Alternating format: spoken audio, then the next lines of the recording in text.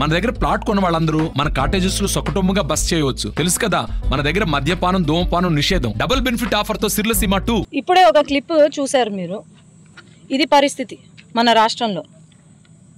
కనీసము ఏదైనా ఒక ప్రాజెక్టు పూర్తయింది అని అన్నారు.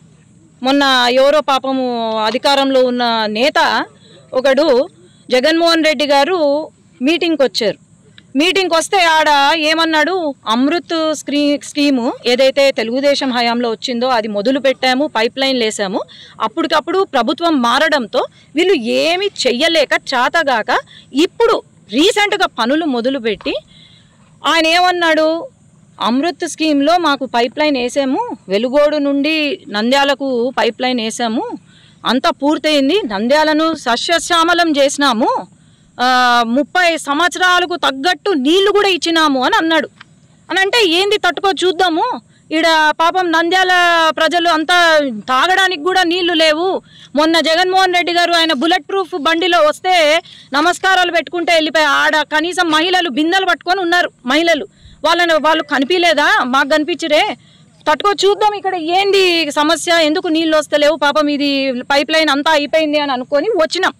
వీడికి వస్తే ఎమ్మెల్యే పర్మిషను లేకపోతే ఇక్కడ ఇంజనీర్ పర్మిషన్ తీసుకొని చూడాలంట ఈ వర్క్ని. ఇంకా ఆలోచన చేయండి. ఇక్కడ చూస్తే ఆయన ఎవడో నేత పాపము చాలా పెద్ద ఎత్తున చప్పట్లు కూడా కొట్టించి మాట్లాడినాడు. లాస్ట్ అక్టోబర్ 2023లో ఎప్పుడో ఆయన వర్క్ స్టార్ట్ చేసినాము అని శంకుస్థాపన చేసినాడు. మళ్ళా సాక్షిలోనే వచ్చింది అది కూడా వీడియో. మళ్ళా ఫిబ్రవరి ఈ సంవత్సరం ఫిబ్రవరిలో మళ్ళా సాక్షిదే, ఇది వేరే పేపర్ కాదు. మళ్ళీ ఎంపీ కూడా ఉన్నారు పాపం ఆడ. అంతా పూజలు చేసి పసుపు కుంకుమలు వేసి మళ్ళా నిర్మాణ పనులు ప్రారంభించినారంట. ఏమన్నా మన ఎంపీ గారు పసుపు కుంకుమతో ఆయన కల్తీ ఇత్తనాలు కూడా కొంచెం చల్లినట్టున్నాడు ఆడ. ప్రారంభించినారంట, అంటే ఫిబ్రవరి నెలలో ప్రారంభించినారు. ఇప్పుడు మొన్న 29వ తేదీ వచ్చినాడు జగన్మోహన్ రెడ్డి గారు. వస్తే పూర్తయినాయి, నీళ్లు కూడా వచ్చేసినాయి అని చూస్తే తీరా ఇక్కడ చూస్తే కనీసం ఇక్కడ మోటార్లు లేవు, మోటార్లు ఇంకా బిగించలే, పంపింగ్ సిస్టమ్ కూడా లేదు, మోటార్లు లేవు, పంపింగ్ సిస్టము లేదు, ఎట్లా పారుతాయి నీళ్లు?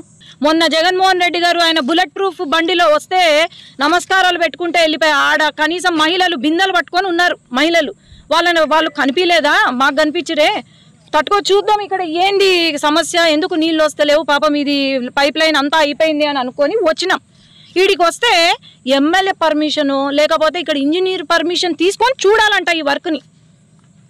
ఇంకా ఆలోచన చేయండి. ఇక్కడ చూస్తే ఆయన ఎవడో నేత పాపము చాలా పెద్ద ఎత్తున చప్పట్లు కూడా కొట్టించి మాట్లాడినాడు. లాస్ట్ అక్టోబర్ 2023లో ఎప్పుడో ఆయన వర్క్ స్టార్ట్ చేసినాము అని శంకుస్థాపన చేసినాడు. మళ్ళా సాక్షిలోనే వచ్చింది అది కూడా వీడియో. మళ్ళా ఫిబ్రవరి ఈ సంవత్సరం ఫిబ్రవరిలో మళ్ళా సాక్షిదే, ఇది వేరే పేపర్ కాదు. మళ్ళీ ఎంపీ కూడా ఉన్నారు పాపం ఆడ. అంతా పూజలు చేసి పసుపు కుంకుమలు వేసి మళ్ళా నిర్మాణ పనులు ప్రారంభించినారంట. ఏమన్నా మన ఎంపీ గారు పసుపు కుంకుమతో ఆయన కల్తీ ఇత్తనాలు కూడా కొంచెం చల్లినట్టున్నాడు ఆడ.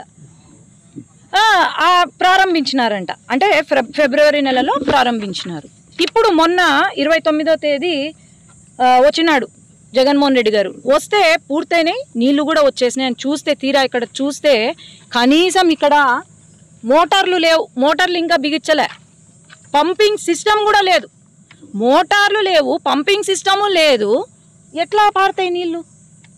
ఏమన్నా వాళ్ళ లేఅవుట్లో కూర్చొని ఒక స్ట్రాతో నీళ్లు తాగినట్టు అంత సులభం అనుకుంటున్నారా వీళ్ళు? నీళ్ళు ఇక్కడి నుంచి అక్కడికి పంపించడం, లేదంటే మన ఎంపీ గారు ఢిల్లీలో కూర్చొనో లేకపోతే ఆయన సీడ్ ఫ్యాక్టరీలో కూర్చొని స్ట్రాలో నీళ్లు తాగడం అనుకుంటున్నారా ఇక్కడ నీళ్లు పంపించడం అంటే? మొన్న జగన్మోహన్ రెడ్డి గారు ఆయన అక్కడ హంద్రీనీవా నీళ్లు తీసుకొచ్చి ఆడ మన కుప్పానికి ఇస్తానన్నాడు. ఏదో పెద్ద పలకలాగా తెచ్చి బటన్ ఏదో నొక్కా, మరుసటి రోజే గేట్లు కూడా ఎత్తుకొని పోయిరి. అంతే, ఇది కూడా అయిపోయిందని చూపించి ప్రజలను మోసం చేస్తూ అయిపోయిందంట. ఎక్కడ అయిపోయిందని అసలు నీళ్లు పారుతుంటే మనకు సౌండ్ అని వినిపిస్తుంది కదా, ఏమీ లేదు.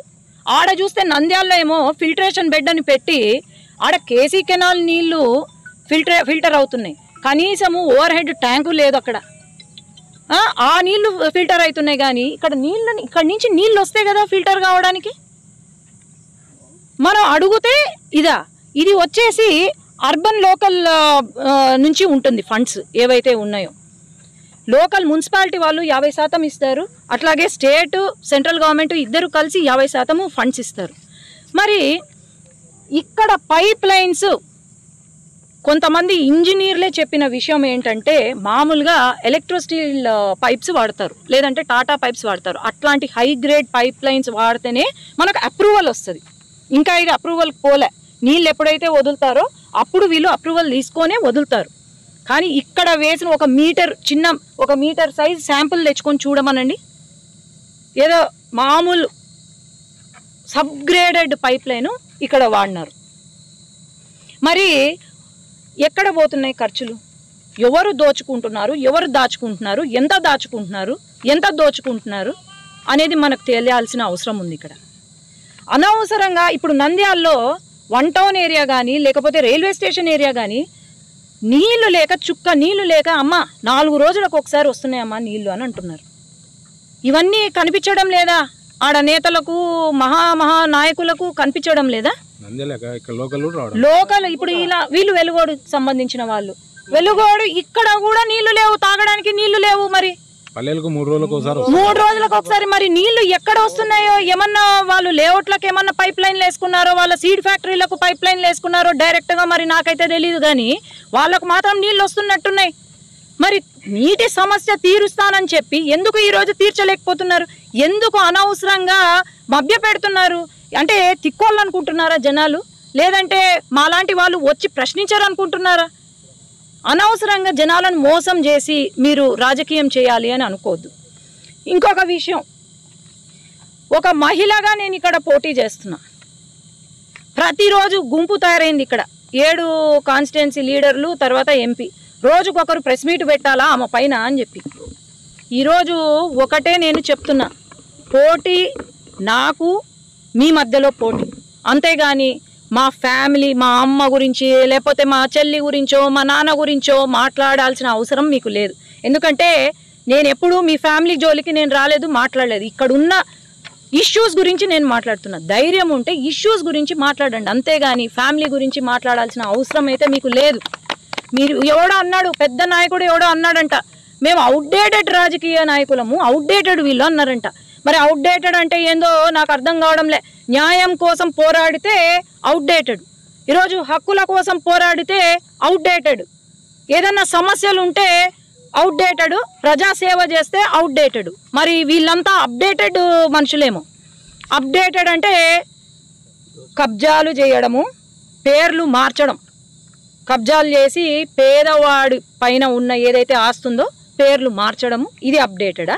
వక్ఫ్ బోర్డ్ ల్యాండ్లు లేకపోతే టెంపుల్కి సంబంధించిన దేవాలయ ల్యాండ్లు కబ్జాలు చేసుకోవడం అప్డేటెడా? లేకపోతే ఏమి చేయకుండా, ప్రజాసేవ చేయకుండా, ఏ మాట ఏ సమస్య వినకుండా ఊరికే దాచుకోవడం తప్ప ఇదా అప్డేటెడ్ నాయకులు చేసేది? ఆయన అంటాడు ఆస్తులు మనం ఎక్స్చేంజ్ చేసుకుందాము, నీది నాది ఆస్తి ఎక్స్చేంజ్. నాకు ముచ్మర్లో ఇల్లుంది, ధైర్యం ఉంటే ముచ్మర్ ఇల్లు తీసుకొని కూర్చోను. నీకు ధైర్యం ఉంటే ముచ్మర్ ఇంట్లో కూర్చో, రాసిస్తా ఈరోజే. ఇప్పుడు నీ ఆస్తులు నా దగ్గర పెట్టు. మరి కనీసము పేదవాడికి మీరు కబ్జా చేసిన ల్యాండ్స్ ఏవైతే ఉన్నాయో ఒక బుక్ ఉంది, అంత సర్వే నంబర్లతో పాటు ఉంది నా దగ్గర. కనీసం ఆ పేదవాడికి ఆ కబ్జా చేసిన భూములైనా నేను రిటర్న్ ఇస్తా వాళ్ళకు, కనీసం ఆ పుణ్యమన్నా కట్టుకుంటా. కాబట్టి ఇక్కడ పోటీ పడేది నేను, లేకపోతే ఎంపీ క్యాండిడేటో, లేకపోతే మా ఎమ్మెల్యే క్యాండిడేట్. దయచేసి ఫ్యామిలీని లాగద్దు ఈ విషయంలో. ధన్యవాదాలు. మరిన్ని వీడియోస్ కోసం ఛానల్ ని సబ్స్క్రైబ్ చేయండి, లేటెస్ట్ అప్డేట్స్ కోసం వాట్సాప్ ఛానల్ ని ఫాలో చేయండి, అండ్ లింక్ డిస్క్రిప్షన్ లో ఉంది.